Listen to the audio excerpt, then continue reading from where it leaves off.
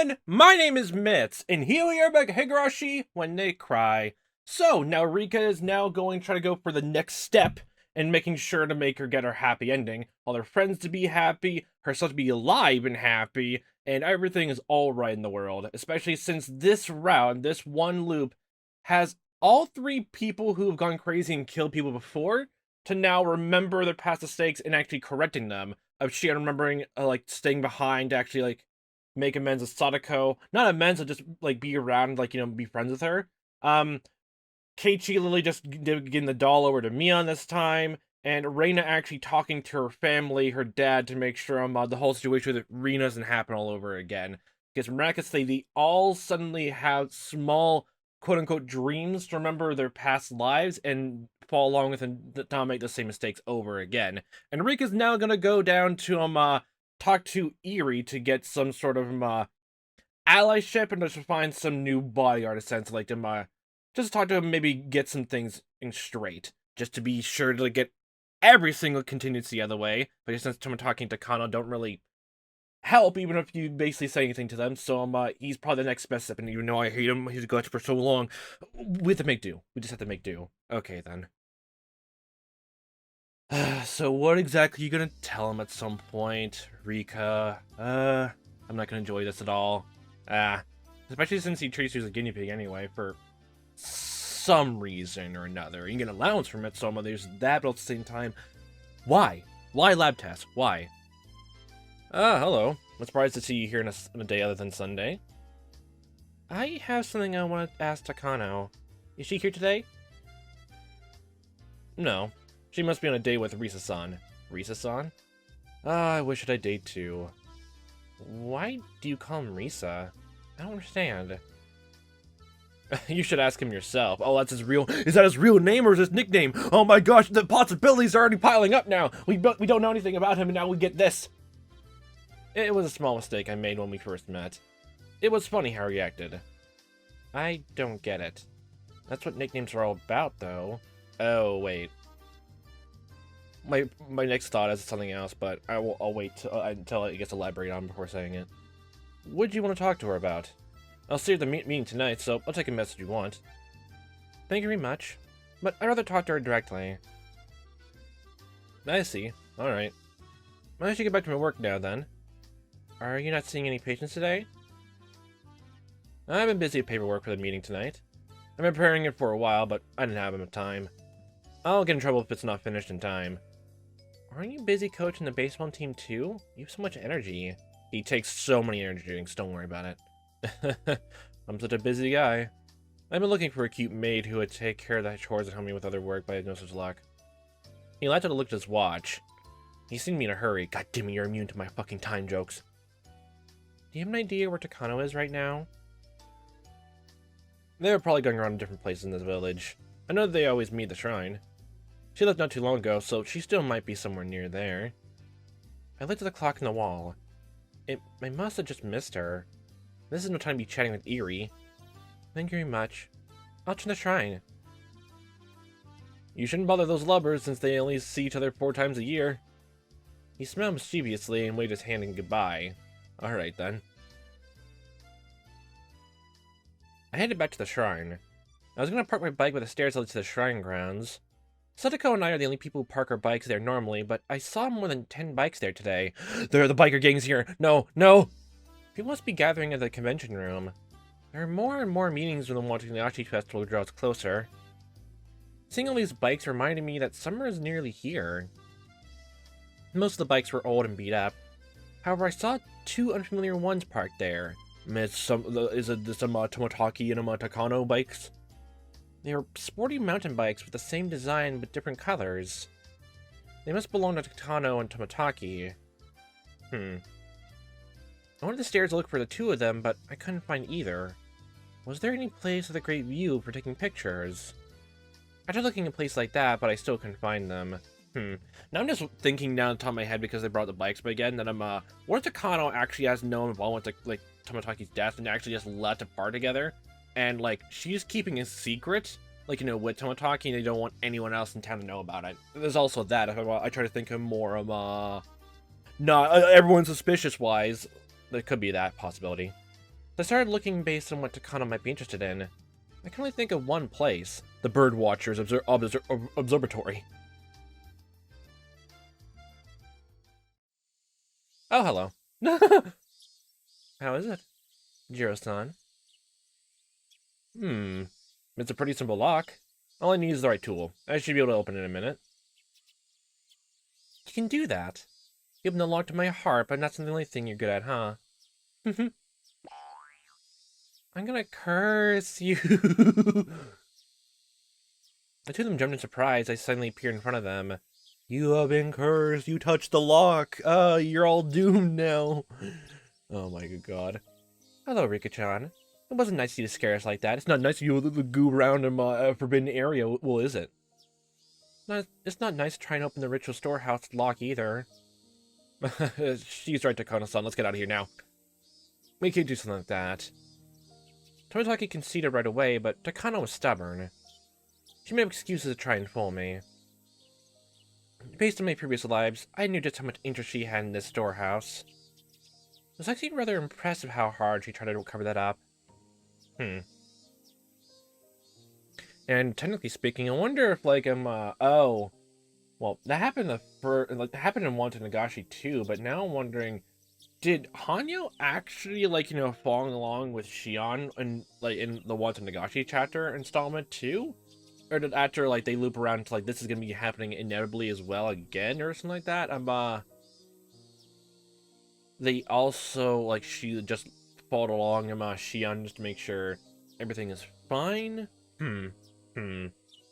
Still know how to just visualize it on my head, the timeline stuff.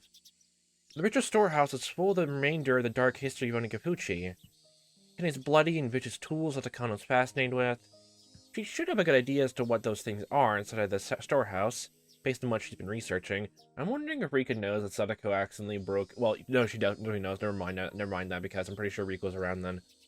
She was making up some story about cultural treasures and such, but it was obvious that she was just making excuses. Tomitake also seemed impressed, listening to Takano's phony justifications. Like, on the spot, lying. Good skill, and also bad skill depending on how you look at it. In the past, I tried to conceal what was inside the storehouse from Takano because I don't want her spreading information about the holy and brutal tradition they used to have in Onikafuchi village. It would be a disgrace. As a member of the Fruity family, I can't let that happen. Looking at the history of Onikafuchi in the way Takano does is a painful thing for Hanyo as well. For Hanyo, the ritual storehouse is a special place, and that's why I'm whenever, like, she sees him, the one time when Keiichi and Shion broke in with them, that's why they heard her there.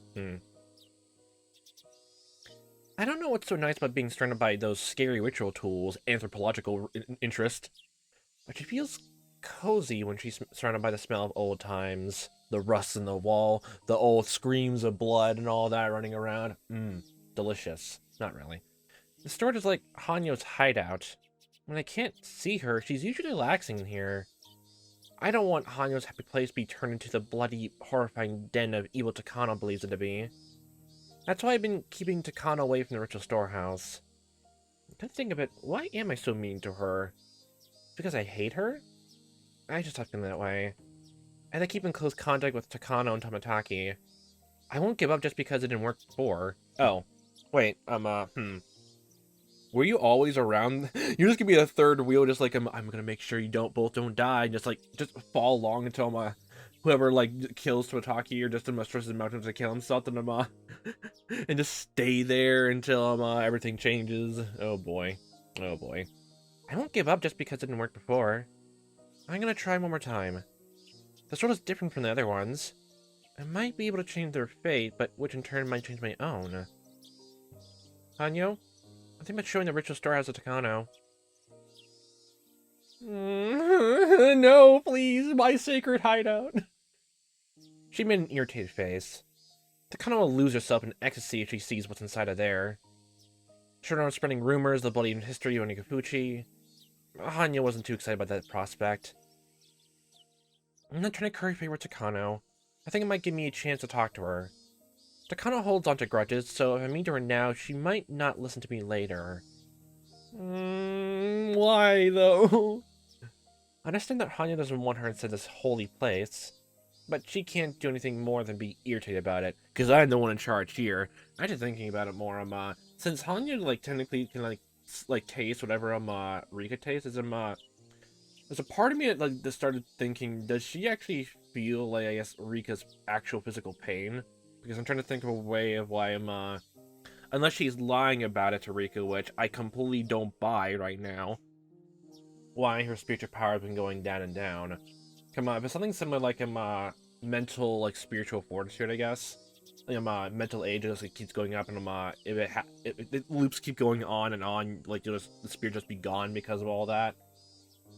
Maybe because I'm feeling the physical pain of, like, how, Rika dies a lot of time, with sometimes she literally just gets cut open. I wonder if that's why, like, she's getting more and more tired out. Like, the whole time traveling thing back in time and all of that, and, like, that's been lessening and lessening over each loop. That's also more depressing when I think about it. Oh boy. But she can't do anything more than be irritated about it. I'm the only one who can make the ultimate decision. Besides, she'll forgive me if I promise to eat something sweet later. Sweet buns. Takano, if you will keep a secret, I'll let you in. Really? It's the ritual storehouse. You don't mean inside an emergency shelter, right? I mean it. I'll let you into the ritual storehouse. You mean this storehouse, the one we're sitting right in front of? Oh no, we're talking about that one shed that's out to your right there, right behind the lion statue, and you're right there. Definitely that one, not this one, the red roof. Inside of this building. Entirely localized in this kitchen. I'm not trying to trick you or anything. I'll let you inside. Napa, Hoshi. Oh, good god.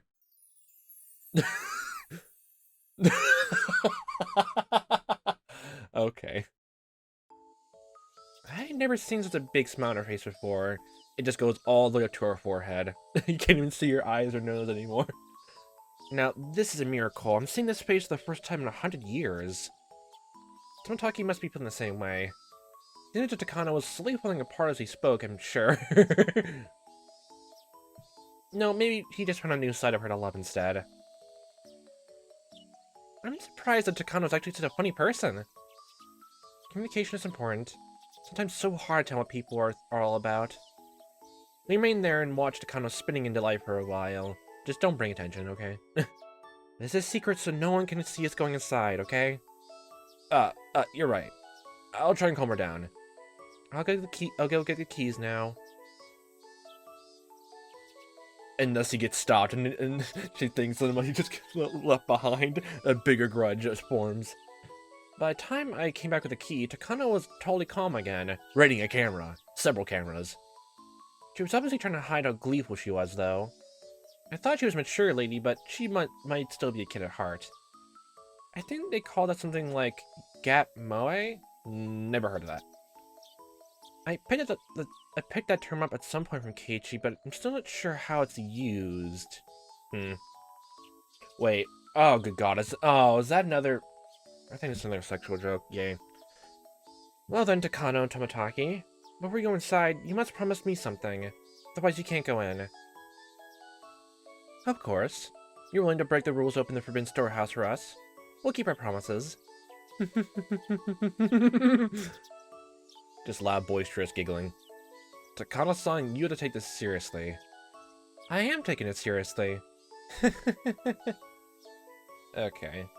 My image of Takano is falling to pieces right now. Shush, don't worry about it. Same here. Her market is crashing all over the world. What? I don't get an analogy. Reina said it before. It's not a good idea to think about problems all on your own. I always hate that crazy part of Takano, and I didn't want to be close to her. I never thought she could act this way. She's almost acting like Reina does when in her cute mode. Had I known that she was as funny a person as this, I wouldn't have felt resentment toward her. Okay. I realize how important communicating can be. Well, first of all, you either promise you won't tell anybody that you went inside the storehouse. Do not tell anyone. Of course I won't. I promise. I'll spread gossip around, but it won't say I was in there. Takano put her hands to her chest. She also forced Tomitake to do the same. It was funny to watch Tomitake trying to keep up with Takano too. Also, you can't damage anything inside the storehouse. Of course not. Is it okay if I take pictures? Meep. You can, but I'll charge 100 yen per picture. What? How much money do you have on you right now, Jiro-san? Look, if you pay me 10,000 yen, you can take all the photos you want. That's a good deal. Exactly. I'll take it. Jiro-san. Slap, give me the money now. They pay me the money for real. I kind of seem excited knowing the money can be used for buying desserts. Okay, look at that. Does that, okay, that's like, no, okay, now that means that every time the dessert fiesta thing and an Angel More happens, literally Hanyo's having the time of her life. Aw, Hoshi. Kana's such a nice person. You're so greedy. I finally got approval from quote-unquote Oyoshiro-sama, the master of the storehouse. We don't know more problems now. The original storehouse is behind the building with the convention room. Sometimes people come out for a cigarette break here. I can't let anybody see us entering. You're good. No one is around. Not anyone that can see anyway. Tomitake cleared out the scene and gave me the signal to go ahead. A-okay. I nodded at him and locked the door. It slowly creaked open, and we all rushed inside to lock it behind us, slamming inside. I pushed open the heavy door just far enough for us to sneak inside. It looks suspicious to be way outside like that. What? I can come inside too? Yes, you're part of the club now. Come on, pat in the back. Let's come on, scoot in, come on. He seemed surprised I was asking him to come inside with us. Tomitake, of course, wasn't particularly interested in what was inside the storehouse.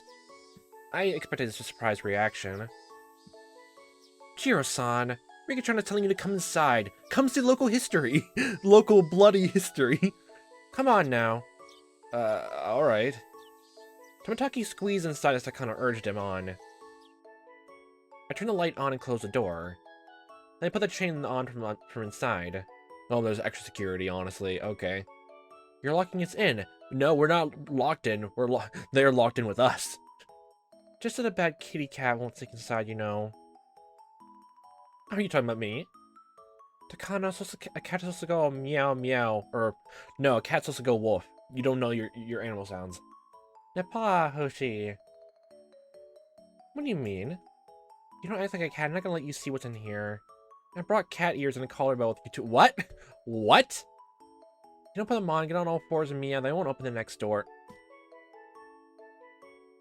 What the hell? The shrine storehouse has 2 doors so that people can't see what's inside of the first door is opened. But when we were inside the entry chamber. Oh, this is meant to be the entry chamber. Okay, then. Okay, I see. The real storehouse is in the room beyond. What? That's a bad joke, Rika-chan. You wouldn't really... Huh? What the hell? I'll do it if I had to. Oh, look at that. You're testing me to see how devoted I am to my research, aren't you, Rika-chan? Okay. Fine, that's what you want. Then I'll wear cat ears, bloomers, and tail. What? Crawl on fours before an empty milk bowl. And beg, please let me drink your milk, master. What the fuck? What is this? She definitely would have joined our club if she was around our age. I agree. Hey, remember how they said shredded stocks felt like snow on Wall Street during the Great Crash? Takano's value right now reminds me of that. Okay, I don't understand this analogy either. My good gosh. This could be the episode.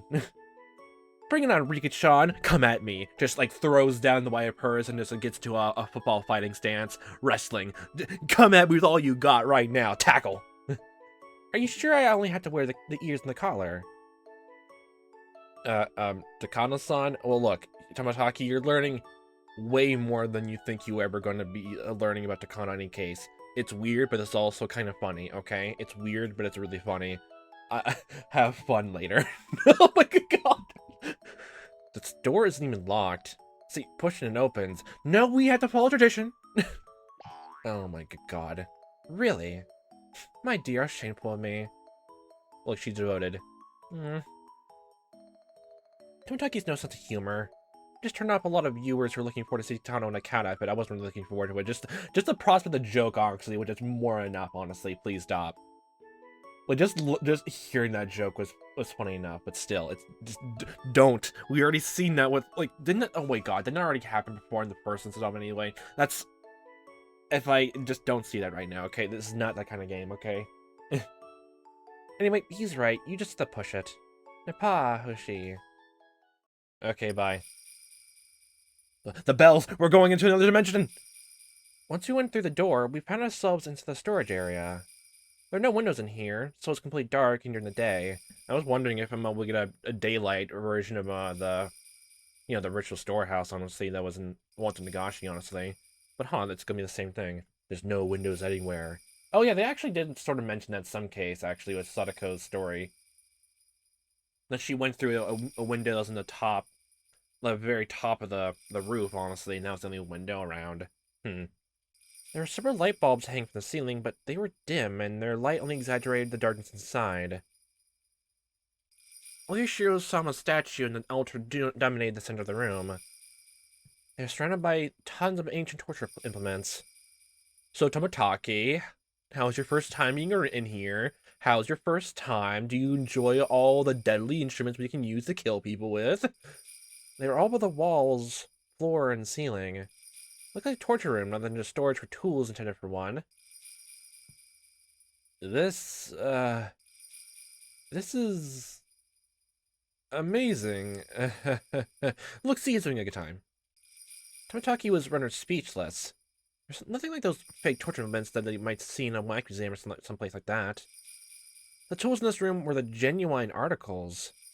I never like to think about it, but I'm sure some of them really were used. I'm pretty sure at some point, maybe all of them were. These authentic tools always have a big impact on the people who see them. But Tomitake was the only one who was shot, since he was the only normal person in this room. Oh my god, okay, Takano just stole his camera. Takano's eyes are sparkling. You're taking pictures while meowing like a cat. Okay, she's still committed to it. Okay, then. Alright, then. This place isn't special to me, really. Of course, I know it's treated like a holy place, but look, if you got permission from the deity itself, then I'm pretty sure it's fine then, right? You talk to Hanyo about it, okay? If everyone else says no, then they don't really know the will of Oyashiro-sama then, right? Of course not. Of course not. I'm so used to seeing all these things are coming here countless times since I was little. To me, it's nothing but a storehouse with a lot of old stuff inside. Very stuffy. As for Hanyo, she says it's the only place the air from times past lingers in this present day, so she actually finds it comforting. Well, yeah, I guess it's that kind of nostalgia thing anyway. I guess it's almost the same thing like when you've been living in, like, your childhood home for a while, and then you move away. You have to get used to the new atmosphere, and when you come back to your old house, honestly, it feels just as comforting times, honestly. I get in a good mood when I come here because Hanya gets in a good mood. This is a relaxing place for her. As I watched Tomitake's reaction, I noticed how totally off my values are from normal people's. Takano's reaction seemed more natural to me in a sense.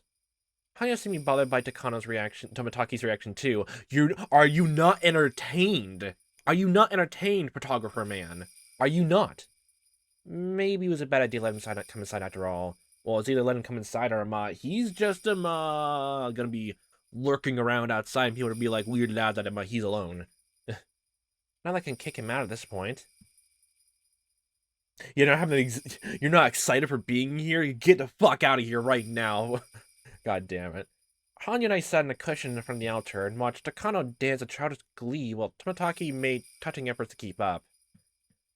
He's basically just jogging around. She just sprints around taking several photos, actually. I wonder why they made so many torture moments. The whole purpose of the torture is to make people confess something, right? Or just to unravel in the glee of it all, Why was it necessary for them to have so many? Jiro-san, do you know that there are two ways to threaten people with torture implements? The first one is to put pain on the victim. The second is that they exist. The other way is to threaten the victim by just showing him the tools.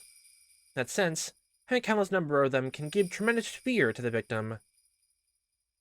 I've heard that torture requires skill, though. We have plenty. I suppose it's hard to really hurt people without killing them. Tomitake acted like he's having a conversation with Takano, but His voice is obviously unsteady. We have company here. I can't show off my weird side with a little kid around. Some Western torture implements were so vicious that if they really used on the victim, they would have killed him instantly. To be precise, there are two types of torture implements. First, there are simple tools that are simply used to make the victim confess. The other type is for entertaining those who are watching the torture. I'm frustrated that some people can't tell the difference between those two. Let me ask you, what were they trying to gain from the victims by using these tools? Power, prestige. Tomitake asked me that. He must have thought that Takano would say something far more scary if he asked her. That's your cue to say something even more scary than even Takano would ever mention. He's forgetting that I'm just a little innocent girl. Say something more scary. Say something more scary, Rika. You have the funniest chance of a lifetime. I think they're forcing their victims to obey the rules of Onikapuchi Village. That's what I believe. Am I right? Yes, you are. Most of these tools were never built for actual use. They're simply displayed in front of the villagers to intimidate them. And just imagine them, they just have this giant, long, impossibly, it looks impossible to use kind of tool, just have their minds erased, honestly. Just imagine, someone made something like the Shito sword, honestly, and it's meant to casually, quote-unquote, be implied for use against people, and, what the hell are you gonna use something that's that long for? That's why there are records saying that when they actually try to use them, some of them were the wrong size, just malfunctioned. So they really did use some of them, then. That's not a pleasant story. History's not really pleasant, either. Some people were just not obedient, despite the threat of Oyashiro-sama's curse. Hey, Rika-chan. Are you sure these tools were mainly used to intimidate people in the village? Prod, poke, poke, tell me all of the past. I've heard that these were used for cooking and dissecting during the real Watanagashi. Hanyo's making a frustrated face. I'm comfortable. Leave. She didn't want to remember that dark history of Onikapuchi Village. People performed countless torture ceremonies in front of her, claiming that they were doing it in her name, the name of Oyashiro-sama. She asked not to do that, but no one was able to hear or see her. Oh, yay. No comment. Napa, Hoshi. Okay. She always talks to me about it, too. Long ago, the villagers of Onikapuchi would receive a divine message. Go down to the foot of the mountain, kidnap people, and eat them, right? Oh, nice. Make sure you get an actual chef if you're gonna do that. A proper one. I wonder why they did that. To consume the life essence from other people. Was it a display of force or something? I believe it was a type of ceremony to make them all realize they were high in the food chain. The greatest outspoken reasons Onikapuchi forbade intermingling with outsiders were that the village was a holy land and they were transcendent greater beings than humans. My god, it goes across to the bottom of the screen. Mingling with tainted humans will bring corruption. That's what they were taught. They probably need to reaffirm their idea that they were above humans at regular intervals. In Japan, there was a tradition of displaying severed heads on pikes. Okay. While such a warning is inhumane, it's an extremely good deterrent. The victim was brutally tortured in public, and then they were eaten alive. What would you think if you saw something like that? I would just want to try to walk away and go to sleep and have blissful dreams. Anyone would simply think that they wouldn't want to be in that same situation. Look at that. There's also a history of crucifixion in this country. They hung the victim and stabbed him with spears in front of an audience. You probably know this already, Jiro-san. But people don't really die from being stabbed once or twice. I'm assuming if you didn't stab anywhere vital. Anyway. They might have a chance to die if they were stabbed in the stomach or chest. It was not instant like a guillotine. Yeah. They bleed from their wounds, their guts were pulled out, they eventually died by drowning in their own blood. In that sense, the guillotine is such a merciful tool. Did you know? The guillotine was invented for the nobility. Yay! Yay, France, cake, bread stuff. It was invented because they were able to die instantly, which wasn't the case with shooting or hanging. Nobles got special treatment all the way up to death. There's an old black and white movie that I know of. It's a love story set during the French Revolution, but the final guillotine scene is the best part. Oh, you're that kind of horror fan, I take it. Oh. You probably should have realized that, but still, my good god. The nobles are lined up and bound in chains, and they get publicly executed on the guillotine one by one. You know, okay, this might be more to think about, but now I'm just wondering how you labeled like that, the guillotine was made for nobles so they could die a quick and painless death. Why would the people who like, you know, the French Revolution like make sure those people died that way anyway if they want them to suffer like the peasants did?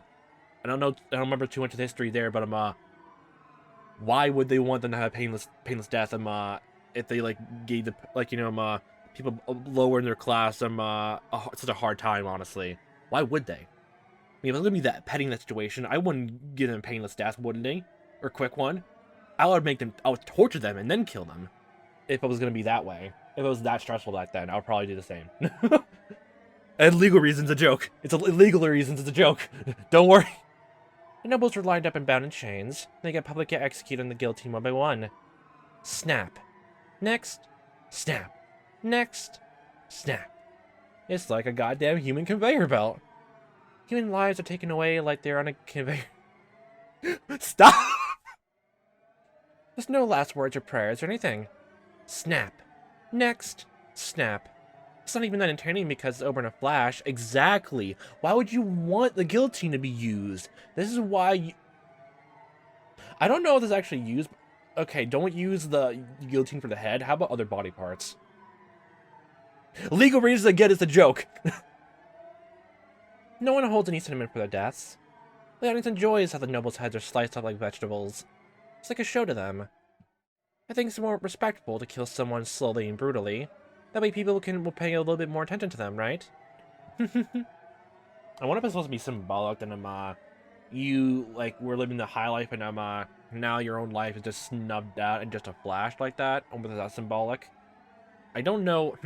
Again, it goes to the whole thing, which is worse, technically speaking, of getting a quick and painless death. That you were waiting for a while before the second for the guillotine to start. Like the whole conveyor belt like analogy that you brought up. Like you're in a giant line they have to and you're forced along to the guillotine, and like you know the very second you hear the switch being pulled, you're immediately just dead. Would the build up to that be more drone-inducing, or without any rhyme or reason, just slowly tortured to death? Which is technically worse, like in terms of psychological torture and all that. Oh, your Shirosama here was the one who made this brutal torture possible. Takano raised her hand to honor the statue on Yoshiro-sama. Just put on chest. In Oh, Yoshiro-sama, we trust. Oh, good God. Oh, Yoshiro-sama, just an idol created by human beings. The idol was worshipped with fear and made divine. Yes, people laid the bricks of his church with rules and doctrines, strengthening it with a mortar, curses, and malediction. As they stacked and stacked those bricks up high, its height reached up to heaven, and their god was placed above it all. Gods are born because people desire them. So when people seek to rule others with fear, they become the collection of blood, torture, and pure terror. In here, they call that god Yoshiro-sama. In other words, this proves the stairs to godhood are built not by gods, but by human hands. And this shows the way for us humans to attain further heights and... Oh boy.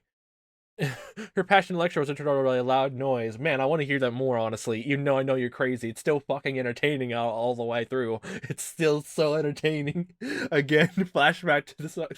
I was having the fucking morbid blast in the Wanta Nagashi chapter 1 in here. I was having a morbid blast.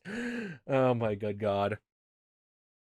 But I do like the idea that I'm, like, I guess the gods are technically just like normal people, or like, what was it? They're not like, how was a better way to put it? Like they take the same personality and like, I guess like, you know, I guess flaws as a human being. They just have bigger, more power. Like I guess how Hang is meant to be depicted here. I actually like that way much more. Like just to think about it even more. In some ways, it makes Greek mythology also very interesting to like to hear about. Honestly, about Zeus and Poseidon, Hades, and all that. It does lead to some horrific, you know, stories, and then some entertaining and even downright morbid, unfair things. But I'll say they're just pretty entertaining. They're just interesting. Okay, boiling it down to one term, it's just interesting. Her passionate lecture was interrupted by a loud noise. As I looked back, Hanya was jumping up and down with her eyes full of tears. So was she like jumping up and down because like she was trying to make sure like make Takano stop in the storehouse no matter what, then every time. Make her stop talking in some way, you know, she can't. She stomped the floor as hard as she could, making a loud noise instead of screaming out with her unheard voice. However, it all amounted to the same thing. Hanya cannot be heard by people. It's not right. That's not right. I'm not like that. Hanyo. I hate seeing people get tortured or killed. I want people to be happy together. Of course, everything is perfect. I never asked people to do such horrible things. Hanyo, you are who you are. Are you sure someone has nothing to do with you? Yeah, like, it's how Takano and some was actually bringing up that the god here in the situation was misconstrued to be something they thought it was, but never was. So, That's not right. That's not right. I hate Takano. I hate her. She says horrible things about me. She's a bully. Didn't she just say, like, well, are you taking offense to the part that I'm saying that you're not real? Or to the part that you know, you share some, like, technically like, asked for sacrifice bit. Because the sacrifice bit, I don't think she's saying that, but the whole not real thing, maybe? Was that a bad idea for me to bring Takano in here? I knew that Takano would get overstimulated and say something like this. Fortunately, Hanya's rejection indirectly reached Takano, and she stopped lecturing. That means she's on L3 now. Oh my good gosh, she was always that crazy at the beginning. Somehow Tomitake had heard the noise that Hanya made. He pressed his finger in front of his lips and told Takano to be quiet. What is it? Well, it just sort of sounded like a child jumping around. There might be a child somewhere near this building. Really? I didn't hear anything. I'm sure I heard it. No, you're insane! That makes so much more sense because the neck! Scratch neck, fingernails, ah! Takano-san, we're in here in secret. Okay, so Takano literally just saw Tomitake flinch or something like that, hearing the noise and just stopped then, okay.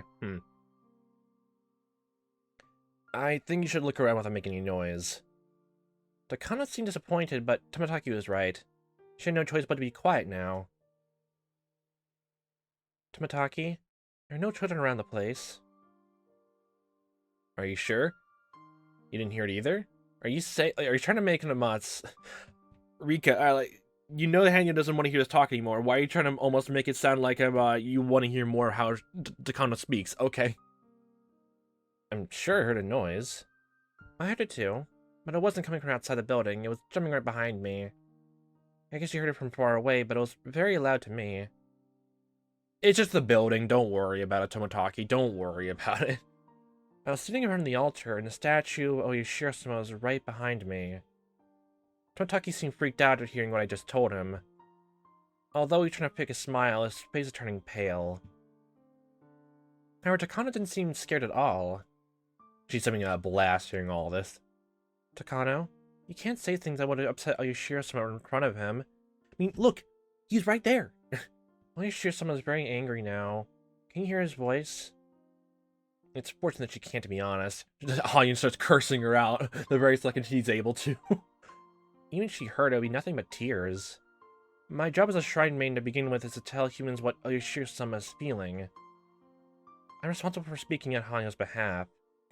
So, like, Hanya technically forgives, yeah, from what her conversation was in the second installment, yeah, just Hanya, like, forgave Shion and Keiichi, honestly, but Takano and Tomitake are in thin ice. Takano must have realized that I was very serious about what I just said. She apologized to me right away. I'm sorry. I took it too far. I'm sorry, Oyashiro-sama. You are a god as long as people worship you. Even though I may not worship you, you are still holy. I'm sorry for disrespecting you. Oyashiro-sama loves sweet food. We could curse unless you offer something sweet through me. Tomitake couldn't help but smile. Takano also smiled. She bowed to me, promising to bring over some cream puffs soon. Okay. Takano finally stopped saying bad things about Oyashiro-sama. She also promised to bring me something sweet. Hanya was still upset, but she was probably satisfied at the moment. But I didn't know what she meant by the 3 fingers she was showing to me. Make it 4. Should we ask Takano for that too? Being your shrine meeting is not an easy thing. Oh yeah, Shiro-sama saying he wants at least 3 cream puffs. I just wanted to make it clear that's not me asking for that. I took it as a joke and made it reduce the tension. Tomitake and Takano cracked up, holding their stomachs. Hani was looking at them with surprise at knowing why they were laughing. My face, meanwhile, was turning red with embarrassment. Yay, the fun of being an intermediary. Okay, fine. I'll get 3 delicious cream puffs for Oyashiro-sama. Should I get some for you and Sadako-chan too? No, I don't need any. But there's something I want to tell you. What is it? Since you let me inside the storehouse today, I'm going to do anything for you now. Then, I want you to believe what I'm about to tell you right now. Just give the whole lowdown. You're going to die tomorrow, and I will too, like, the next week. Please don't ask me why, or make fun of me. Please believe me and change fate to save me. Both of them are surprised to see such a serious look in my face. I was sure they'd be surprised. I was explaining to them that they were gonna die in 2 days. Oh my god, it's actually 2 days? You have more time to think about things now, actually. I'm sure they won't deny that. But I knew a fair bit about their deaths. If I explained it to them in detail, they wouldn't be able to laugh it off. Just whip around to Tomitake. You better not scratch out your own goddamn throat, you. This is the goddamn 10,000th time you've done that. Stop it. Grab a gun or something. Grab a goddamn machete and fight them back in the case, like that. Don't use them yourself, please. I talked to them about it several times in previous lives, but they never took it seriously. I only had that slight possibility that they might believe me this time. Hopefully the possibility is as small as a miracle. It should be engraved on that side of a die. My friends are breaking their fates, and they all rolled a 6. Technically, they rolled a 7. Should I call that a miracle? Please, God, let me roll a 6 again. Please let them believe that death is upon them. Interesting. Even the whole this conversation they had like that was also just pretty much interesting. I mean, just like, you know, for like small jokes, honestly. Even like, okay, this is new, but like even like talking about him, like Takano actually recognizing that there's something in sense to talking about that, even though it's true, you know, that whole thing. Yeah, because you know, it's all true. If you like be insensitive or just like say all the things bad about it, I'm pretty sure you're just gonna make people upset and not technically listen to you wholesale, unless they like you already. Erie turned the light on as soon as he finished his presentation. There were about 8 men wearing lab coats inside the meeting room. Are we gonna actually see what Sadako and Rika are being experimented on? For what reason? What deal? Actually thinking about it now, I'm just wondering if it's all just about stem cells in the past, honestly. The man sitting at the far end was the only person without one. He's the leader. Upon seeing Erie finish his speech, he clapped his hands several times. Having noticed his applause, the other men in the room soon followed suit. Oh. Oh, hi! Oh. Oh. It makes sense why your name was completely wrong. Like, you had a fake name that every time you come here then. Every 4 years. Every 4 times a year. My good God. Oh yeah. The dog tags. Excellent. Very, very excellent. I'm quite satisfied with your progress. Your hard work is paid off, Dr. Erie. No, I would say it's because of my incredible staff. I really do owe them my gratitude. We really are getting close to finding a perfect cure. There are a few more sticking points left, but they can be resolved with time and financing. Now, since they're all part of this research now, does that technically mean that the motive for killing both of them off is really just I guess, like, because of them, like, one of the few, like, they mostly are killing Tomitake because he was the main person behind some of the research, honestly. Oh boy, actually, was that be a whole thing? Like the culprit actually, like, could be one of the people like knows Rika or like Sadako is in there actually, and like the whole being experimented with guinea pigs, and they took revenge, quote unquote, on him, and like Takano was there as I guess as a witness to get rid of. Honestly, is that what it is the whole time? Huh. And then explain the whole thing of why Rika would die then later on then. Unless they're two different culprits then. Also, nice stripes in the shoulder pads. We really are getting close to finding a perfect cure. There are a few more sticking points left, but they can all be resolved with some time and financing. We're counting on your support on that front. With sufficient funding and labor, I estimate we'll be done within 3 years. By 1986, we should be able to establish a complete treatment for it. From here on out, our challenges are establishing a treatment package that other, unspecialized medical facilities can easily administer, and developing an easier, cheaper test for it. With regards to testing, Dr. Erie is currently researching ways to detect potential patients through blood samples. Okay, blood samples. I was actually thinking like that way. Once that... did I? No.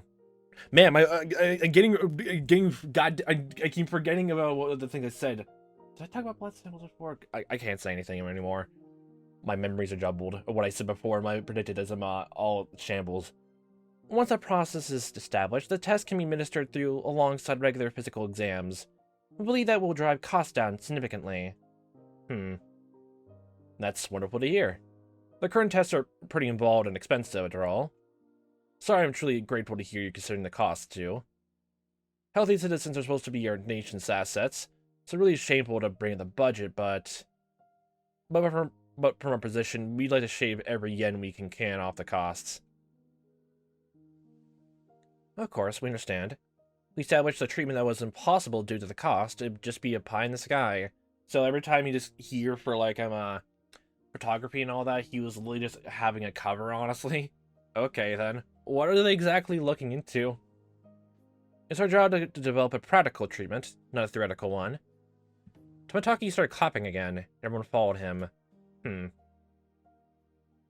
You're truly a respectable man, as well as a talented doctor. I'm honored to have met you. No, I can't sincerely accept your applause until every person has been treated, and the so-called curse of Yoshiro-sama has been exterminated. We hope for your continued cooperation until that time. Likewise. I'll do everything I can to make sure you receive almost every yen in the budget you outlined. Please keep up the good work. Tomitake and Erie shook hands. The meeting room was filled with applause yet again. That's it for tonight's meeting. Tomorrow's the main event we're all waiting for. The budget hearing. Let's all push hard. Takano was being sarcastic, of course. The staff members in loud coats were smiling bitterly. Well, I'll give my greatest efforts to the budget you'll need to. To be honest, I want to be on your side myself. But I'm the one who has to explain things to the brass and the one they come down on directly. You have my deep apologies, but regretfully, I'll be rigorously examining the budget. Please, continue lending me your cooperation. That's your job, so we can't blame you. We'll see you tomorrow. Any cases for today? Once Erie declared the meeting over, his white coated staff gathered up their documents and laughed along after glancing at the clock. So Tomitake is actually higher in the totem pole for, like, medical research then. It was almost midnight. The staff who are off tomorrow might be alright. Those scheduled to work need to sleep soon, or it would hinder them the next day. Takano gathered up the butts from the ashtrays as well as the empty coffee cans. My, some people didn't drink their coffee. Well, more for me now, just bring it home. We managed to get a coffee budget for meetings approved, but I wonder if they'll cut the budget if people who don't drink it. Don't be so mean. I'm not doing this because I enjoy it, you know? Oh, Takano-san. I'll take the leftover coffee. No, it's mine. I'll take one too. That way the budget won't go to waste. There's exactly 3 cans left. The two of them seemed more relaxed, with the other staff members gone. Tomitake and Erie loosened their collars on a sigh of relief. How are Rika-chan and Sadako-chan? They doing fine? I heard last week that Sadako-chan's test results weren't that good recently. No, but it actually wasn't a big of a deal. How far in the past is this, actually? Is this still in the present? She was a bit out of sorts because of the heat wave. Her new results came out very stable. Okay, still around the present, I guess. Dr. Erie is very passionate about Sadako-chan. That's not true. As a physician, I treat all my patients equally to the best of my ability. But she feels grateful and decides to become my maid. That would be wonderful. Stop. That's proving quite difficult. It would be wonderful if there was a way to completely cure Sadako-chan. But I guess that's what's difficult.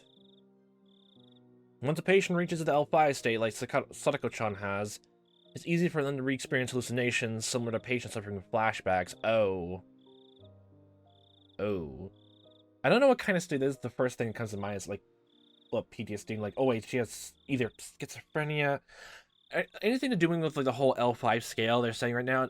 That has nothing to do with me. The only thing that comes to mind is like maybe something like dealing with hallucinations, so psychosis, schizophrenia, stuff like that. That's the only thing that comes to mind, honestly. Oh boy. Those technically aren't cause of the disease, but by the normal defense mechanisms cultivated in the brain. Like the idiom, a scalded dog fears cold water suggests, the brain naturally uses past experiences proactively for our survival. In simple terms, emotional trauma. Yay.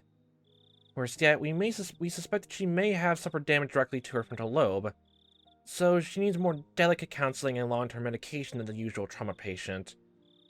I can only assume this is all from the aunt. You may be able to treat her illness, but you can't treat her mental health. Is that what you're saying? There are plenty of people functioning in society with emotional trauma. Even if she just one more to the mix, that's still miraculous recovery considering the state she used to be in. Think about diabetic patients. There's no cure, but many of them live happily by managing their condition. She still needs 3 shots a day? No, she's recovered quite a bit, so she's down to twice a day now.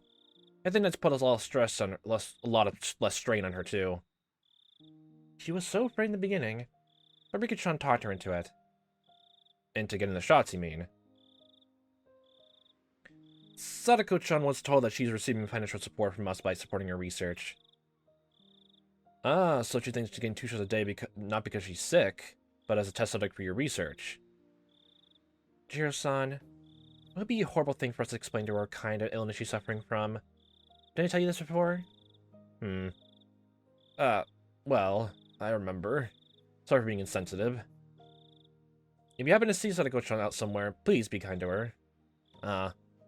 Alright. I will. Rika-chan is such a strong girl. Her background is similar to Sadako-chan's, yet she's leading such a steady life. We have Rika-chan and her deceased parents to thank for all this. Without their understanding and support, we would have never discovered even a hint of a cure so soon. Huh.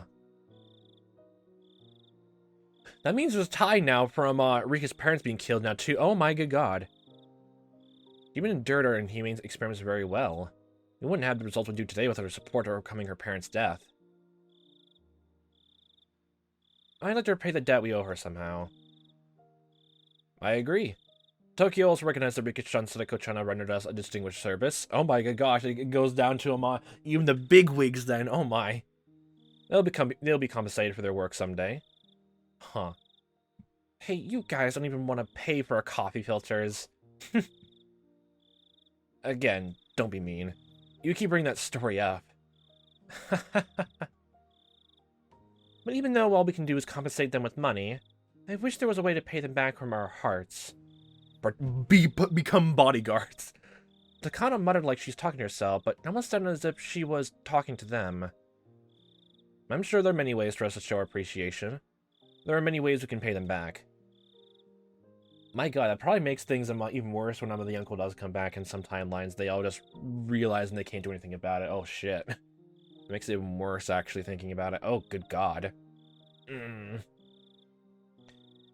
to Eri, Coach. I guess you're already doing that for them all the time. I suppose I should be nice to those girls too. Indeed, plus Rika-chan was very nice to you today.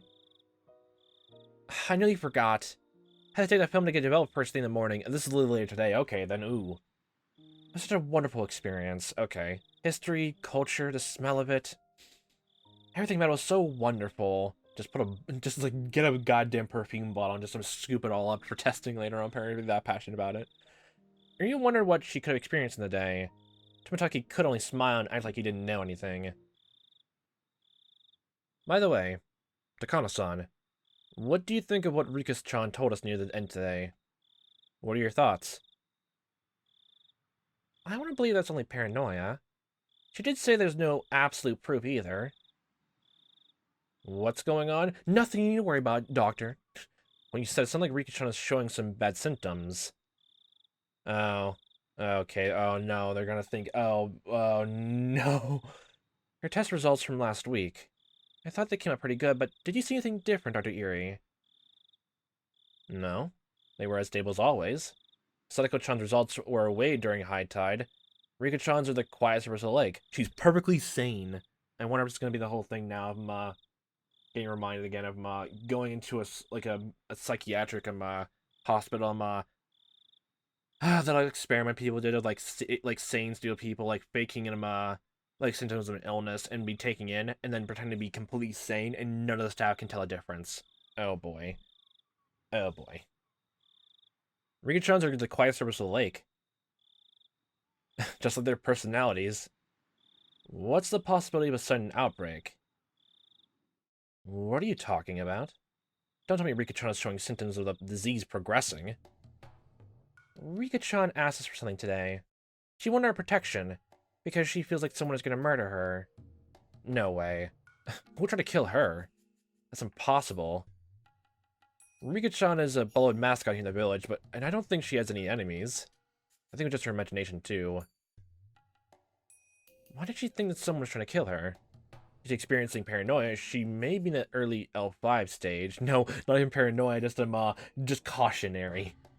She said she saw in her dreams. She wants us to reinforce security around her because she feels threatened. For a young girl like that, it's not uncommon to get scared after having a nightmare. But we need to determine if it was really just a dream or if she's showing early symptoms of the disease. Okay, let's give her an urgent checkup tomorrow. I really hope nothing is wrong. She's the most valuable person in this village. I hope she's okay, but what should we do if she is? Jiro-san, if that's what she wants in return for what she showed us today, it's not even a big deal. If she's worried about her safety and wants to rely on us, I think we should support her. That's what paying her back with her heart's all about. Ah, you're right. If she was just dreaming, we'll lose her trust if we don't support her. Is there a chance? We found a way to show our appreciation. Yeah, I agree. I'm assuming if they didn't do the whole, like, they didn't, like, remember everything that happened in some way, or, like, Rika didn't showcase what happened today, they would have gone the opposite route. Besides, she has a right to seek that support from us. Yes, we have to make sure to protect her at all times. That's true. Oh, that's your job, not mine. I'm gonna be over here just twiddling my own thumbs doing paperwork. So please, give me your best. Understood. Takano-san, please do what you can to keep her safe. It's probably not so serious that we need to bring in the bloodhounds from Tokyo. True, you can't ask them to come over just because Rika Furude had a nightmare. Alright. I'll order at least 4 members of the mountain dogs to watch her 24 hours a day. That's impressive. That's tighter security than I went to Tokyo. She deserves special treatment. Huh. I'll make sure she gets the best security in the country. No one dare plot an assassination on her. I'll get the best bodyguards out there, and the real killers of bodyguards among them. Ugh. Not even a super spy could lay a finger on her. Meow meow, okay. Onikipuchi Banzai. Okay. Takano-san, did something good happen? Well, I mean... Scratch neck.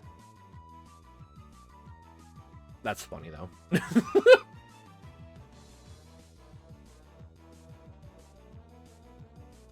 Didn't expect to get so many smaller answers just from one scene alone like that. Oh my. After looking through the items that had been donated for the auction, we had realized that there was nothing kids would be interested in. Keiichi insisted that the show wouldn't be a success unless there was something the kids could beg their parents to buy. He's probably right. For all ages. For that reason, we went to the toy store again today. We're trying to get the owner to donate something that would interest all the kids attending the festival. Ah, I see. I did get to sell all my old stock. I mean, you know, different games the other day because of you guys. I want to support you if I can. My grandma wants the auction to be something that both kids and adults can enjoy. That's what she's hoping for, you understand? Taps finger on desk. She wants this to happen, okay? Get it done, man. Can you help us, Uncle Yoshiro? Well, that's what your grandmother wants. Okay. I'll do my best. I don't know what she would say to me on New Year's Eve if I refused. Your death. Wow. I guess Mion's grandma is pretty scary. We have never met, but I've heard of how terrifying she can be. According to Shion's son, she enjoys ripping people's nails off. Yes! Not the enjoy part, but, she does it. Not just she trying to scare you, no. I know Mi-chan's grandma very well. She's a very nice lady when you're on her good side. As long as you're polite to her. See? Look at that. You even realize and note it too. You know it. I'm impressed that she can refer to that monster as nice lady. Look, she's a monster, so she's in good company. She's scary when you're not polite. Also, she's scary when you don't show proper respect. Napa, Hoshi. So are you saying that she wouldn't be nice to me? Okay, we have a deal. He said we can take some stuff. This Wario says that I have to comply. His laugh was a painful one. Must apply. How can the people in this village always listen to Mion? It's the power of the Sonoseki family. Mion's like their princess. No one would dare contradict her. I mean, you're also the prince of the Fruity family, aren't you? Thank you. But it's probably just like just the town itself that it has power over everything, not anywhere else. Members of Sonoseki branch families who own businesses usually get their funding from Mion's family. They can never go against the will of the main branch. They can never against the will of Yoshiro-sama. They can't go against the will of Oreo Sonozaki. It's all coming full circle now. The Sonoseki family made a fortune in the black market after the war, and they invested those funds as capital into the businesses run by their family and the villagers. They charge almost no interest and require no consigners or collateral. So long as one gives a proper explanation, they'll provide a notable sum. The money has to be paid back, of course, but it's lent between family and community. They're willing to make some adjustments if one goes begging. For that reason, everyone is borrowing money from the family. It's a large-scale loan shark service. And that, more than anything, is why they can never refuse a quest from Mion. It's taking advantage of it. The power, the prestige. Exactly. Alright, try and find something that might be interesting to kids. I need something big in size. It's not that exciting to sell a deck of cards at an auction, you know. Big things will attract more attention. So we need to look for something big and expensive. Trying to look around this room right now. That penguin is pretty good. In the large scale teddy bears, honestly. They just upstage that like the goddamn cork gun stall, and I'm gonna get your own giant teddy bear onto the stand. Actually, you can either pay like a quarter just to play the game, or you can get guaranteed down if you just go to the auction, kiddos. Oh, leave it to me. I'm very good at finding things like that. Let's try and be considerate of the owner too, everyone. No, he gave us permission. We can do everything we want. Wow, look, Reina. This stuffed animal's so cute. What? And thus all reason went out the window now. Aww, it's adorable. I'm taking all of them home with me. Brings a forklift. You guys, please don't take too much. What was that? Nothing. Okay? The shop owner smiled bitterly at us.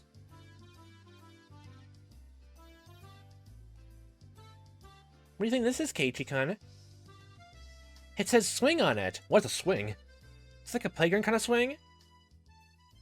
Wow, it's so heavy. Is it literally just a portable playground set? It must be a build-it-yourself swing. Huh. Interesting. You can build inside the house or outside the yard. It's not as big as the swings you see in playgrounds, but it's big enough for little kids to play on. It's fun in the beginning, but they'll eventually get bored with it and they'll be used to you'll be used to hang the laundry on instead. Now it's like it's coming from experience. Did you have one of these, Keiichi?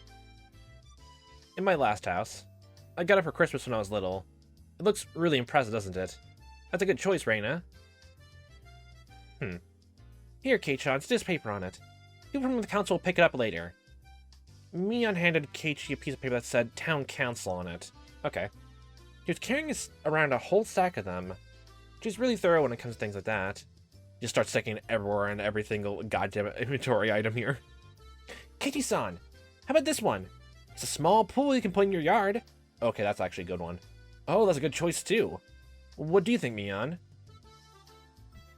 Well, in Hinamizawa, you can always go to the river if you want to play in the water.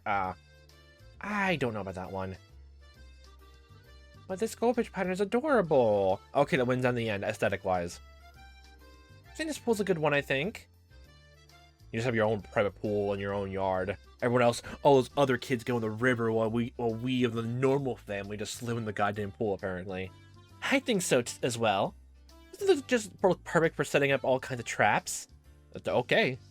No way, no way. I'm the one who's gonna end up trapped in there. We're not taking this one. She still takes it in the meantime. How about this one? It's elephant slide, Meep. I think this one is nice too. I want to take it home with me. Stop it. If I pushed it across the top, she would roll down like a ball. Okay, Sonic, let's go. Wouldn't that be so much fun? You think so, Hanyo? Stop being so mean to Sadako.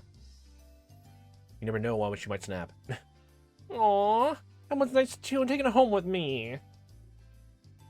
Alright, let me stick this paper on it. We enjoy the privilege of picking donations for a while. I start to feel bad seeing the owner's troubled expression. I pat him in the head to try to comfort him. Rub rub, Hoshi. Pat pat, Hoshi. Nepa, Hoshi. Wow, this is Mahjong. Okay, then you're gonna appease some people. You're gonna appease the police with this one. Where's the Keiichi-chan? Keiichi found something in the tabletop game section.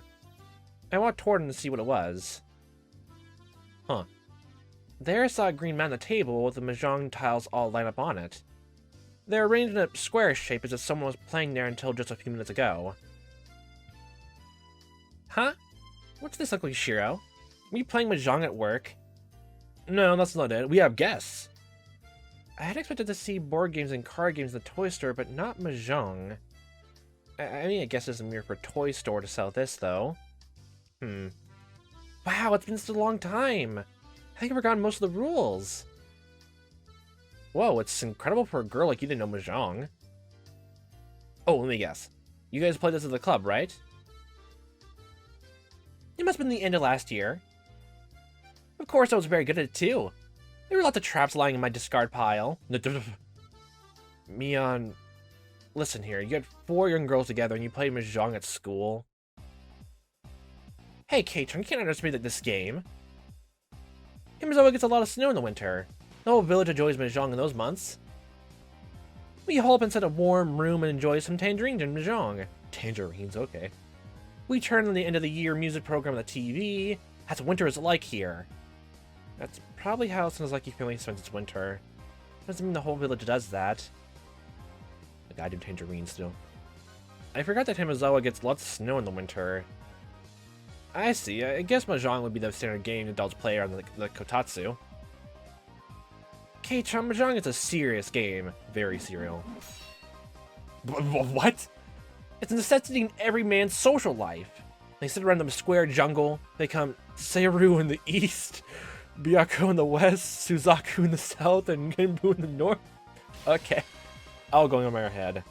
I bet in their hierarchy and squabbles they fight on equal terms. It's the same spirit as in the ancient Olympic Games. See? Isn't it amazing? I'm less concerned with that and more afraid of what kind of punishment you'll set when you bring it out of the club again. Again? Do you know how to play, Keiichi-kun? My dad loves it. He always forces me to play when he doesn't have enough people to play with. Oh, yay. I don't know if I'm good, but I know the rules. I don't know how to calculate anything, though. Anyway, why is there a Mahjong table here? Everyone with the owner. Well, I was talking with the customer this afternoon, and he said he could show me how to do the Tsubabe Geishi? What? Okay, that's a new sprite. Did you say the Tsubabe Geishi? That's the greatest scam in the history of Mahjong! It's the ultimate technique, developed in ancient China! Oh my gosh, it spans that many years. Its power is so great the Emperor at the time banned its use. I didn't know there were people who could still use in this era. Oh, by the way, this is a secondhand story I got from my father, so I can't guarantee the authenticity. Don't you dare start going how I talk. The Tsubame Geishi? Isn't that the technique of Musashi Miyamoto's? How does that involve Mahjong? It's a bold technique where you switch your hand with a wall in a flash. Nippa Hoshi. Oh, okay then. Hey, Mion, why would you teach something that bad to an innocent girl like this? Well, mind your business. Oh, I want to see it. Can anybody do it? Can you, Rika-chan? I only know about it. I can't do it myself. Sadako, weren't you practicing it a while ago? Ooh. Wait a minute. Sadako, don't practice something like that at your age. Look, if it's a trap, she's going to do it, okay? You can't stop her. You can't stop her. But she's a trap master. Sounds like something that what she would do. Exactly. Oh. The best time to set a trap as an opponent is sure of his victory. Did you ever get to master it? You were practicing, right? Ah, well, I could never use in a real game. In practice, I can only succeed once or twice. You just at the beginning of the match, honestly, no one can tell the difference, honestly. Wow! I want to see it! Do for us! Meep! I want to see it too! Very well, you all. Don't laugh if I can't pull it off, alright? Sadako sat in front of the table and started piling up the tiles. You really think Sadako can do it? If you put your mind to it, anything is possible, rainbow hand waves. Well, I don't know. It'd be amazing if she can do it and cute if she can't. I don't care if she makes it or not because I enjoy seeing her act shy like this. It's a rare sight. Well, first of all, you start by planting the tiles you want into the wall ahead of time. I see. Then you later swap them for your hand. But how? Sleight of hand? My first thought. Well, you instantly swap all the tiles in your hand with the planted tiles. This is a scene I'd love to show you all through an animation video or something. Animation video? Oh my gosh. You can only use words here. Please make up for it with your imagination. You're breaking the fourth wall just to give a little Mahjong lesson, okay? I have no idea who me could be talking to. Okay. Okay, my good god. Talking to someone besides... Oh, you're sure, so I see another omniscient person. You say, looking at the camera. Are you ready? Everyone gulped and looked close to the table. Sadako moved her hands like a swan in a lake. She had 13 tiles in front of her. Then she suddenly flipped them all face down. Then she lifted them up by holding both ends and suddenly placed them against the back edge of the wall, keeping them hidden. This is it, Sadako. I don't know if I can do it, but I'll try. We all went quiet. Sadako reached out toward the Yamahai. Then she grabbed the whole thing with her small little hands. Well, let me explain how hard it is to pick up the wall for those unfamiliar with Mahjong. Oh my good god. Your hand is usually made of 13 tiles. You push into them from either side hard enough with both hands, and you lift them into the air. Okay, well yeah. You might drop and scatter them if you're not experienced, but it's still not that difficult. Okay, so just stacks them on just some giant ends, honestly. However, it's not easy for the wall. The Yamahai usually consists of 17 tiles. And plus, there are 2 rows on top of each other. Have fun doing that with both fingers. This is the important part. It's not as simple as lifting up 2 rows of 17 tiles on top of each other. You must lift up the 17 tiles in the top row, only the 4 tiles on the edge of the bottom row. Yeah, no. By sitting them on the 13 tiles and your hand placed behind the wall, you can bury your hand in the wall and the lower 13 tiles that remain from moving the wall become your new hand. This is the ultimate technique, the Tsubame Geishi. It's a technique that lets you switch all 13 tiles in a split second. I swear casinos in Japan they have to use cameras then so people can't cheat like that. You can do it, Sadako. I could see Sadako trying to concentrate. She's supposed to be doing this more naturally since it's a technique for cheating. Since for the moment it was just performance, I suppose it's fine. Someone audibly swallowed. In that exact moment, she made her move. Well. Whoa. There. Crash. Boom, kabow. She put too much strength into it. Her tiles fell apart. Dang it. I can't do it. It's not that easy, you know. I see. But I think I understood the gist of it from Mia's explanation. We still find it so funny we're just learning all about this in the middle of nothing. Is this gonna be in a test later? Let me try it. I'm gonna try too. I guess I have to master this one now, or else it'll be troublesome later on. I'm trying it too then.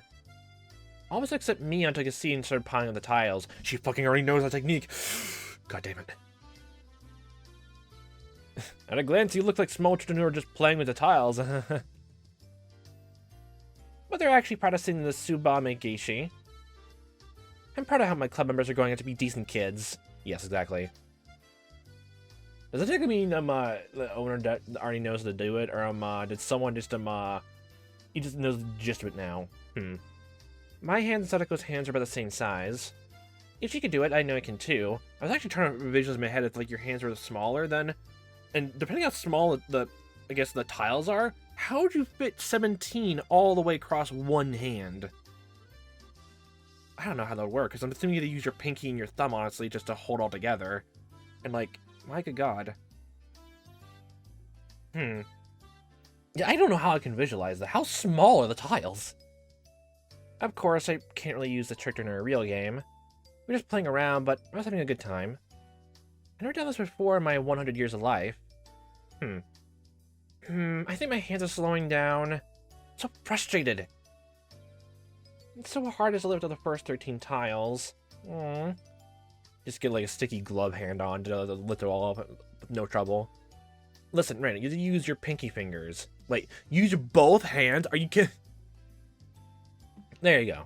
It's going to explode if you push too strongly. We have to use enough strength to lift it up. It's difficult, isn't it? So you have to the exact sweet spot. It's very difficult to lift up the first 13 tiles to begin with. Not everyone can get past the stage. You know the sound of it, you somehow have to do in a weird angle, so like the bottom row, I guess. Not the entire bottom row gets picked up either. You're trying to pick up the 4 tiles in each end on the bottom row, which... How?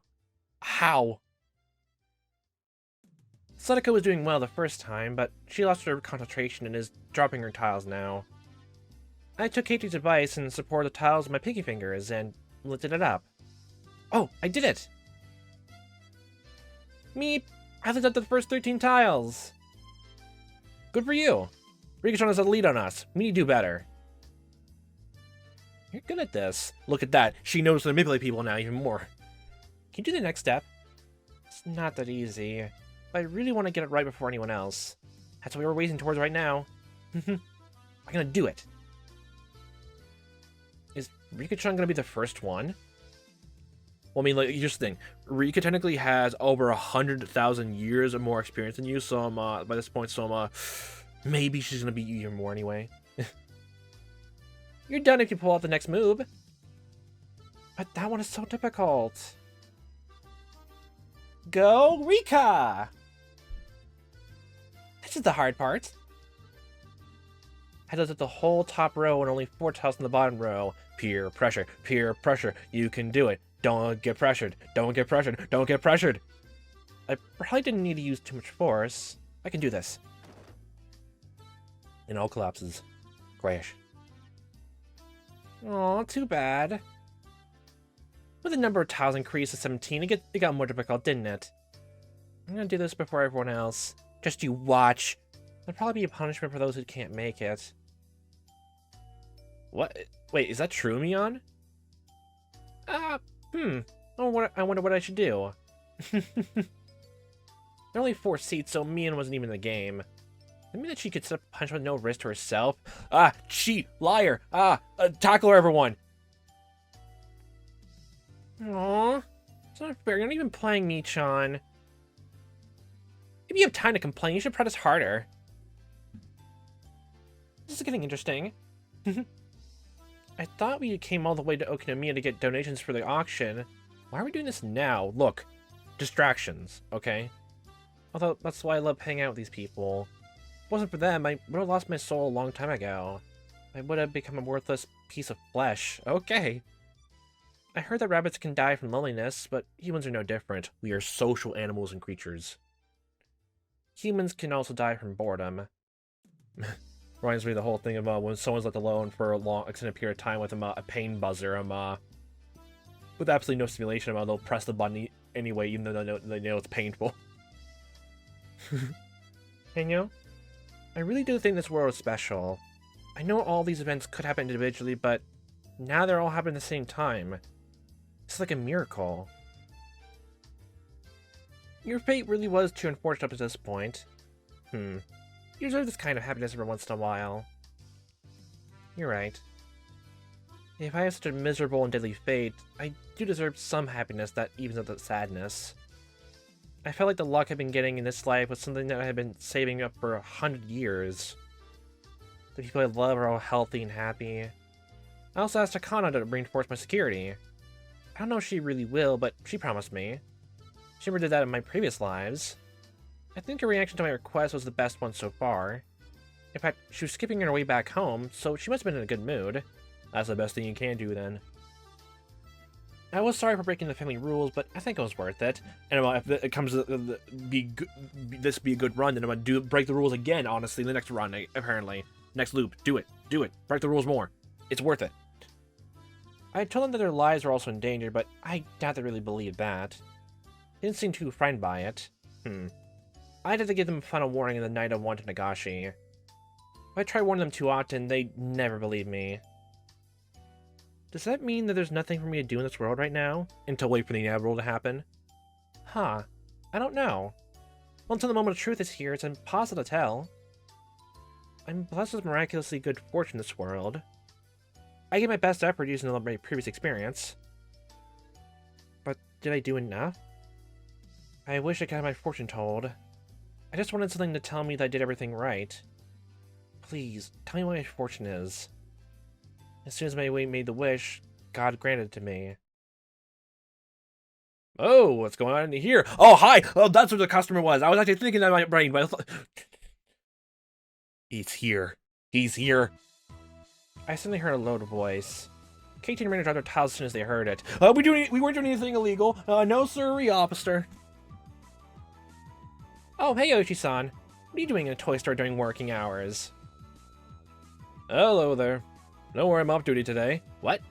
You mean bad luck today? What are y'all doing here? Huh? It looked like Oishi was ordering something from the owner. I wonder what this old guy wanted from the toy store of all places. He was trying to get a bigger, more expensive mahjong set. Mia was doing the same, and she asked him instead of me. My mahjong mat is warped because I kept it rolled up in storage for a long time. The green cloth is peeling off the underside of my kotatsu board too, so I couldn't use that one either. You play mahjong at home? He's mahjong fanatic. It's a nice way to spend your day off. Perhaps you got in trouble at the mahjong bar and they banned you from going there or something. Strokes chin. Strokes chin. I wonder, strokes chin. No way, no way. I'm a gentleman in any public establishment. Never caused any trouble like that. Anyway, you kids like mahjong, unless you're drunk. There's that. I figured that younger people didn't even know about the game. Please underestimate my club. We'll play anything that has a winner and loser. We never turn our backs to a battle. We play mahjong, slot machines, horse racing, bike racing, boat racing, calligraphy, flower arrangement, and crochet. Out of all of those, I'm more curious, why would you think slot machines a good idea because of luck and all that, and how rigged it is? What, you're gonna say the best way to win the game is to find out what rigs a slot machine, use your own advantage then? But do they allow, like underage kids, go to a casino and actually gamble? Oh, okay. I think she'll make a spy in the middle of a lava pit someday. I can totally see that. It's okay, Rika-chan. If you die in the battlefield, you'll come back out of nowhere 2 or 3 touches later. Don't tempt it. had no idea what Keiichi-san and Rika are talking about. What are you guys doing? Are you piling the tiles? No, not that. We're practicing the Tsubabe Geishi. Ah, you're practicing the Tsubabe Geishi. Yes, we said the exact same thing. Please don't say it a third time. Oh dear. Ah, he's the one who showed me how to do the Tsubabe Geishi today. Don't stop it. Set your trap right now. I don't want to hear a fourth time. Because it's hard in my fucking mouth to say. What'd you say? It's not like I could use in a real game, but it's one of the tricks I can do. Oishi-san, will you please show it to us? I really want to master that technique. For all these dullards, I will beat them all. If I don't, I'm gonna get in real trouble this winter. Sure, let me show it to you. You must be the boy from the Maebara mansion, huh? Oh, sorry. Yes, I am. I'm Keiichi Maebara. I moved here recently. Nice to meet you. Have you never met him before? Huh. This is Oishi-san from the police department. He's in the festival committee as head of the security team, so you'll see him in the meeting too. I've heard about you. They say you're always full of energy. I've been looking forward to meeting you because everyone is saying that you're going to be a great auction host. You have such a big responsibility at the festival. I'm surprised you accepted the offer. You have a lot of courage. I wasn't forced into or anything like that, no siree, but yeah. I'll do my best since I took on the job, so I hope things go well. I'm Keiichi Maebara. It'll be a pleasure working with you. You're also a very polite young man. I'm impressed. I'm Oishi from Okinomiya PD. You can call me Kuro-chan if you want. Goddamn code name nicknames. You sit my seat, Oishi. Oh, thank you. Let me show you the trick then. You rapidly gather the tiles. I can tell that he's been doing it for a long time. You can like tell the little imperceptible things with like, you do something for a long time, you just kind of do things imperceptibly sometimes. Man, Hinamizawa was a good movie. I heard that judo fighters can tell their opponent's rank just by looking at how he ties his belt. Just like that. Thank you for complimenting me already. Alright, are you ready? I'm gonna do it now. There you go! Thud. Swoosh. Clack clack. Everything comes to falling down. All done. I'm all done now. Whoa, that was fast! We all broke in cheers. I've been hear the audience cheer for a big performance on TV, but it really was more impressive than seeing in person. He did it so quickly too. I mean, it looked so simple that anyone could do it, but everyone here has noticed it's very difficult to do. That was why we were all impressed at how easy he performed the trick. Nice. Aww, you're amazing. You're so good. That was incredible. I'm seriously impressed. We teach me in slow motion? Yeah, how about that? Well, no, Keiichi, you have the goddamn power to him. I'll go in slow motion, so you don't ask him to do it. Do it yourself. Sure, why not? Try and do what I do. It's more difficult in slow motion, but pay attention to how I use my fingers. Especially my pinkies. The sleight of hand all comes in the pinky fingers.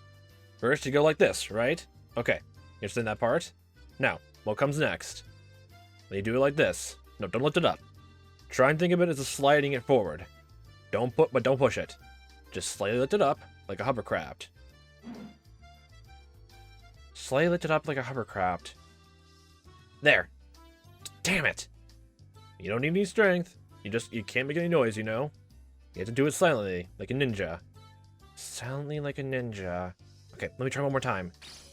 It means Keiichi's gonna get this trick beforehand before anyone else under them. God damn it. It was strange. I've never seen Keiichi and Oishi play mahjong together. Yeah, I'm pretty sure that's a normal situation. You even said this whole situation was completely new and different, so why not this? Keiichi-kun and Oichi-san look like they could become good friends. I guess it's like male bonding or something. Very simplistic. Oishi usually appears only after Takano and Tomitake get murdered on the night of Wanton Nagashi. He's only appeared in the scene as a detective. He's always approached Keiichi as a detective, so he never thought of him as someone he could trust. He only thought of Keiichi as a decoy to expose the culprits among the villagers or some nonsense like that. You're my little mole on the inside, Keiichi. So even when you see it, it's hard to believe that Keiichi and Oishi are having a good time together like friends. Yeah, I'm still holding that goddamn fucking grudge from the third installment of the fucking Teppei uncle just coming to town on Oishi just so aggressive to him for some fucking reason. Ugh. I've never seen Keiichi and Oishi getting along with each other. I know. It's my first time too. How does he react to this? I thought it was a bad thing when I first saw Oishi today. The Harbinger of Doom. I couldn't understand this world at all. My heart was pounding and the strong feeling that I'd roll 6 every time I threw the die. Everyone is slowly breaking the fourth goddamn wall, apparently, so the whole world's about to collapse by the end of this installment of the sound of it. I should roll it again, then.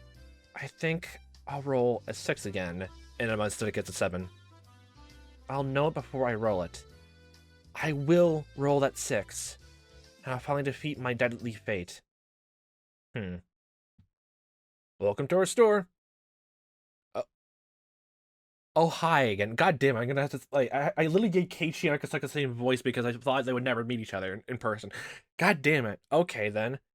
Oh, there you are. Oji-san, I got it for you. My heart started racing. The voice sounded so familiar, I'd heard it before. That couldn't be right. Hanya always warned me, don't expect too much. Couldn't be him. Oh, Akasaka-san. Thank you very much.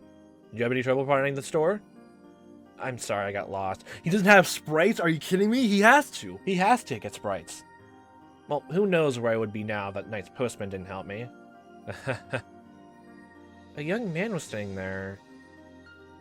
Oh, wow. Okay, holy shit. That's actually... Okay, that's cool, actually. Holy crap. He was wearing a casual outfit and holding a plastic bag in his hand. Very chillax. I always thought Akasaka wore a shirt and tie. He also seemed much smaller. He looked at me as I stared at him. Normally you look away when you make eye contact with a stranger, but we stared at each other without averting our gazes. Is that you, Akasaka? And you are Rika-chan? Huh? You know him? We have weird connections to the weirdest strangers of places. Ah, Akasaka-san, you knew Furuta-san? That's a big surprise. It's been so long.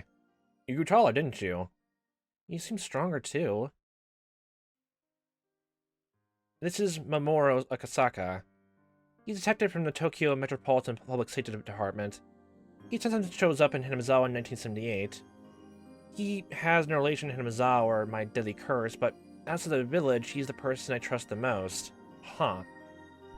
Like, I'd like that statement a lot, but also, he only sometimes shows up in Hinamizawa. Huh. I've asked for his help in the past several times, but nothing ever came of it. He's from so far away. He forgets about me once he returns to Tokyo. That's why I had given up on him. Why are you here in Hinamizawa again? I left my daughter with my parents, and I came here on a trip with my wife. Your wife? She's still alive! Yes. You saved her life. You must have no idea. How? Akasaka-san loves his wife so much. Was it 5 years ago? He was in Okinomiya for a business trip, but he suddenly abandoned his job to return to her side. Oh. That's how much he loves her. Oh. Oh, that's so romantic. Good God. You warned me something bad was going to happen if I didn't go back to Tokyo. That really concerned me, so I went right back to the hospital where Yuki was. Then I heard that a janitor got an axe in the stairs that led to the rooftop that day. The tiles in the stairs were loose. The janitor fell down the stairs and got seriously injured. I knew that was going to happen because I'd seen him lose his mind or hearing about his wife's death and a life I'd lived a long time ago. Yeah. Does that mean the janitor's dead now, or he's just injured? Okay. Falling the stairs seems like just the luck of the draw. I didn't think it would happen all the time, but it happened to him over and over. So I thought there must be some kind of reason behind it. The janitor didn't know how to properly clean the place anyway. I guess it's because of the broken tiles in the stairs. Ah, it's not slipping, just broken. They just said that, god damn it. If he didn't show up at the hospital that day, his wife would have gone up to those stairs. It was her daily routine because she didn't go because he showed up. Meanwhile, the janitor went up the stairs and got injured. Again, I'm just now wondering how this is all, like... To be honest, if this actually ends at the most best ending possible, I wonder how this even goes. The 8th installment. Oh, that's gonna be something. Rika-chan saved Yuki's life. Indirect way. Well, directly and technically in a sense. Well, just fucking go home right now, loser, or else your whole life will be ruined in a sense. I'm not sure if that's really true. But Akasaka-san has no doubt that you saved his wife's life. He really wanted to meet you again. Rika's good at predicting things sometimes, though. That's because she's the reincarnation of Oyashiro-sama. Oops, Kuma-chan and Sato-san should be here soon. Huh? Wait to hurry, Akasaka-san. Oh yeah, okay. Sato's just using the same exact name for just being an informant. Okay then. Well, Maebara-san, let's do this again. I'll do just something more useful next time. Sure. Thank you very much. See you again, Rika-chan. How long are you staying here, Akasaka? I'll be here until after Wanta Nagashi. Kinda long for vacation, isn't it? They told me that I need to use up my vacation days. I just finished a big job, so my boss told me to take some time off. I'll be there at the festival. Heard that's gonna be a huge event. That's right. More than just the drinking party you had last time.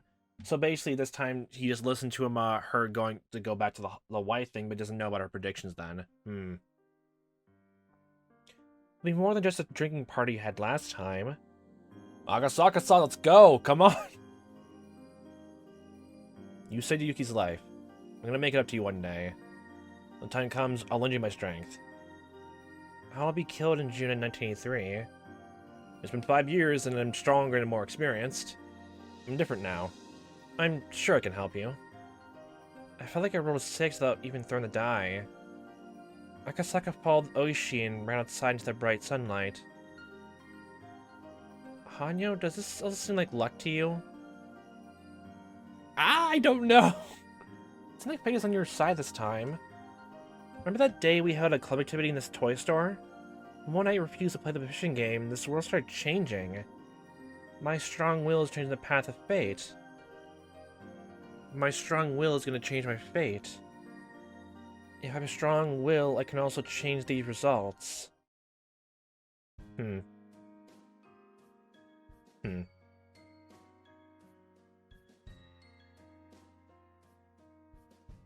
rode our bikes back home together. I was in a good mood. I almost felt like humming a song. I could feel my deadly fate slowly falling to pieces. I felt like my fate was urging me to move on. Just the sun and the moon during an eclipse, the wheels of my fortune were probably matched the first time in a long time. This really might have been a miracle. This wasn't the true miracle of Keiichi remembering the past. It was good fortune within expectations.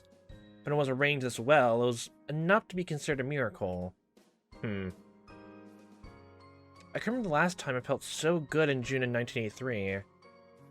My name is Rika Furude. My ominous fate was moving away from me. With each step I took, that deadly fate withdrew further and further. I had to stay strong and take advantage of this miracle. I moved forward at high speed. Wanta Nagashi was so close. My luck and effort had brought about a miracle. And so, I will defeat my fate. This time for sure. Go for it! Yay! That's actually now part of me is wondering, everything works out for Rika and, like, the rest of the group, but the culprit's not. And I wonder if that's going to be for the 8th installment then, where they actually, like, get everything together to make sure everyone is happy, because that seems like the thing, like, the whole story is heading towards anyway. So, Next moment, something happened. Keiichi had actually scratched a motorcycle that was parked by the street. God damn it, you always do this. A group of 3 delinquents were trying to intimidate him. Oh, what should we do? Just watch. I have the power to get rid of them now. Just thrust in your hands. Push them. just start controlling them. I think we should call the police. Don't worry, Sadako. Leave it to me. Rika? Hey, Rika! Rika slowly just walks up to them. Mind control now. I walked toward the delinquents even as they grabbed Keiichi by the collar. What the hell are these pathetic guys? They're trying to stand in my way even when I'm trying to have a happy future. I should teach them that nothing can stop me now. I know I'm rolling a 6 without even throwing the die. Say something, you punk! Are you even listening to me? They continued to grab Keiichi's shirt. Keiichi, Mion, and Reina were staring at them with a vicious look in their eyes. I got in between them. Huh? What do you want? Ah! Get the hell out of here. I didn't think I'm ruining my fate. I plugged his nose with my fingers again. What? He never expected that a little girl like me would attack him. He seemed surprised, but he quickly returned to being angry. Then he picks me up by my collar too. Rika-chan! Stop it, you jerks! Let her go! Rika? You have a plan? No, I don't. Just let the fates wash over me now. I'm trying to prove that this is nothing compared to the power I have now. If I can't deal with the situation, I'll never escape from my deadly fate. I rolled the die, not knowing what I was going to get. I knew that I'd be rolling a 6. Next moment, 2 men in working overalls came up to the 3 delinquents and tapped them on the shoulders. Hey, look over. She's just a little kid, you know. Who the hell are you? They started to fight. Shut up and go away. Those working men weren't just random people who were passing by. I knew who they were. Let's have a talk over there. One of the men pushed the 3 delinquents to the side of the street. Their man spoke to me in a calm voice. Are you okay? Rika-san? Not very much. He saved us. He lent me his hand so I can stand up. Okay, off with you now. We'll take care of the rest. I don't know who you are, but thank you so much. Wait, are still those 2 of those guys in the white van, honestly, from the other ones? Are you sure we can go now? Yes, don't worry about us. Thank you very much. I can hardly believe that Keiichi-san was so weak. Let's go, everyone. We got back on our bikes in a hurry and left the scene. They had no idea who saved us, but we're glad that all of us were safe. But I knew who they were. Those must have been the security guards who work for Takano. Oh, okay. Takano kept a promise. Those guys are professional bodyguards. They only do what they're ordered to, but they make sure their mission is complete. Takano told them to protect me. That's the best protection I can get.